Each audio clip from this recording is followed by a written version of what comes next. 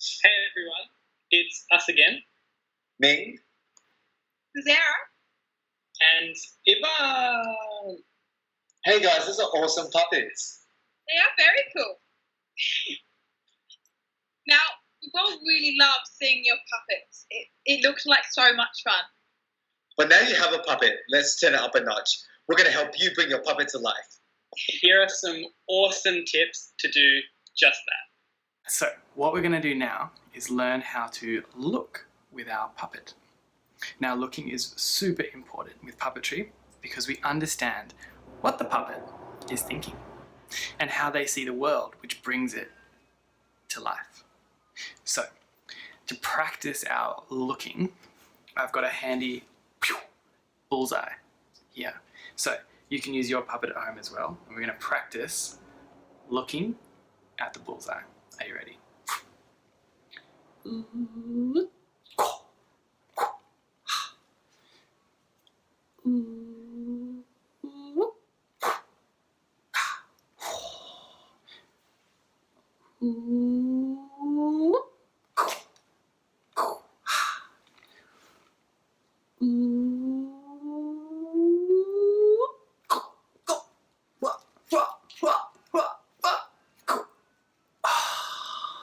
Hi everyone, I'm just here to talk a little bit about movement.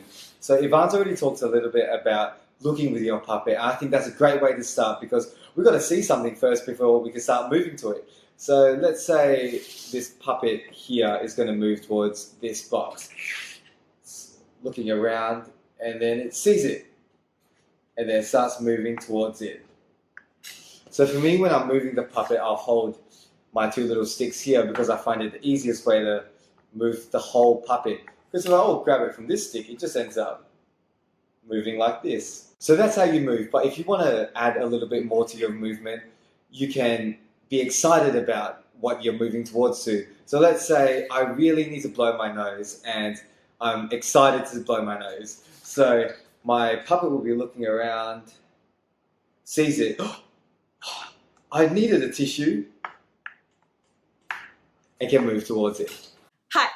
So, I'm going to be talking to you guys about how we show that the puppet has emotion. Now, there are just two things to think about when you go about this. One is that it's the puppet's movement that shows its emotion.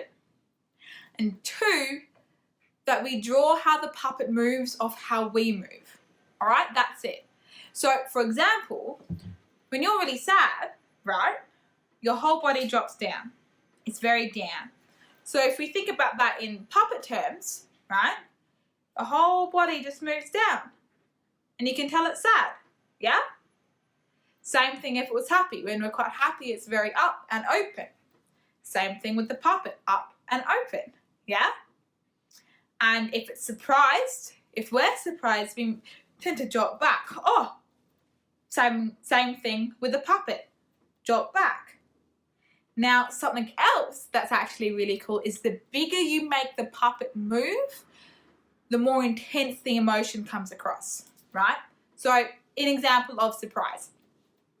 If the puppet only moves a little bit, it's a bit surprised. Not too surprised, but a little bit surprised. But if the puppet moves back completely, that's a big surprise. Something really big just happened there, right? And that's really it. It's just how big the movement is, and you just base the movement off how we as humans move and adapt that to your puppet and how your puppet likes to move. Cool. Now for a bonus, we're going to learn what our puppet might like to do, or as I like to call it, a trick.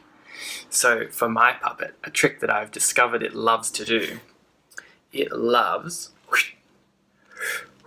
to do the splits.